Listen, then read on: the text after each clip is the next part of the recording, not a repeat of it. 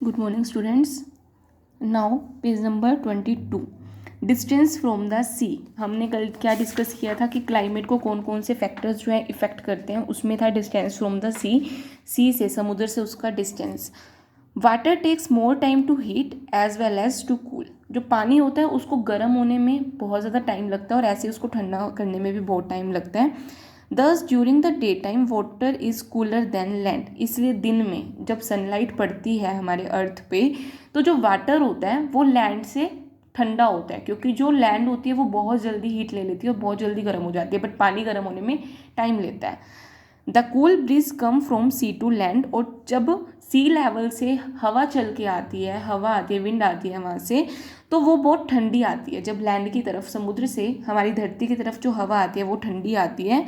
This affects the climate of places in coastal areas, जिसकी वजह से कोस्टल एरियाज होते हैं इस टाइप के एरियाज जो बहुत खुले खुले मैदान होते हैं और वहाँ पर समुद्र होता है पास में, तो वहाँ पर क्लाइमेट को वो बहुत ज़्यादा इफेक्ट करती है। Compare the climate of Delhi and Mumbai during the winter season. इसके लिए एक एग्जाम्पल दिया हुआ है कि आप विंटर सीजन में, सर्दियों में दिल्ली और मुंबई के क्लाइमेट को कंपेयर करो। The places near sea coast have a mild climate than those which are far away from the sea coast.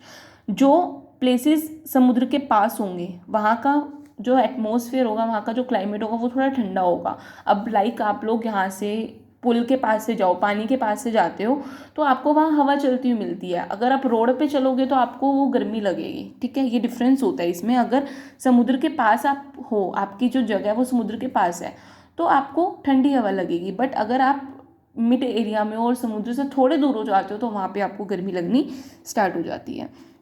Prevailing winds, अब वहाँ जो हवाएं बहती हैं उनका। Winds can be warm, hot, cool, cold and full of moisture. हवा कैसी भी हो सकती है, गर्म, ठंडी, बहुत ज़्यादा ठंडी और मॉइस्चर भरी भी, नमी वाली भी हो सकती है, थोड़ी गीली गीली सी, मतलब चिपचिपी जो बोलते हैं ना, हम अभी लू चलेगी जैसे, उस टाइप की होती है। They bring the weather of the place from where they are coming. और वो जिस जगह से आती है, हवा जौन सी जगह से बह के आती है वो वहीं के क्लाइमेट को अपने साथ लेकर आती है।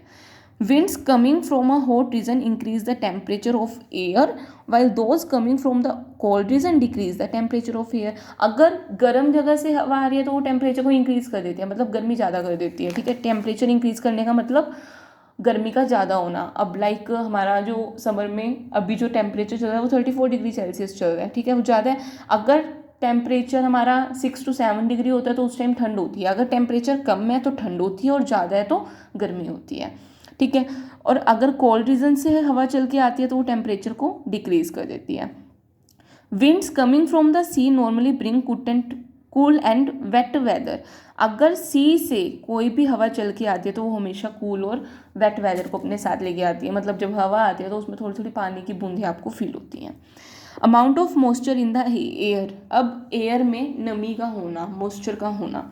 द मॉइस्चर इन और water vapour in the air is called humidity. Air में जो वाटर वेपर या मॉइस्चर होते हैं उसको हम ह्यूमिडिटी बोलते हैं।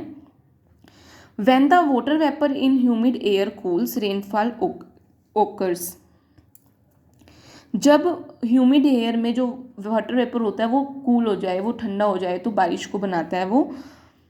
Winds coming from the ocean और sea cause more rainfall than those coming from the land. जो हवा ओशियन या सी से आती है वहाँ, मतलब अगर सी और ओशियन वाली साइड से हवा चल के आ रही है तो वो ज़्यादा रेनफॉल करती है एज़ कम्पेयर टू लैंड। अगर लैंड से हवा चल के आ रही है तो वहाँ बारिश होने के चांसेस कम होते हैं। The rain brings cool climate even during the summer season. और जो हवा होती है, अगर बारिश हो रही है तो तब भी ठंडी हवा चलनी शुरू हो जाती है चाहे कितनी भी गर्मी हो। The region which receive less rainfall are generally hot and dry.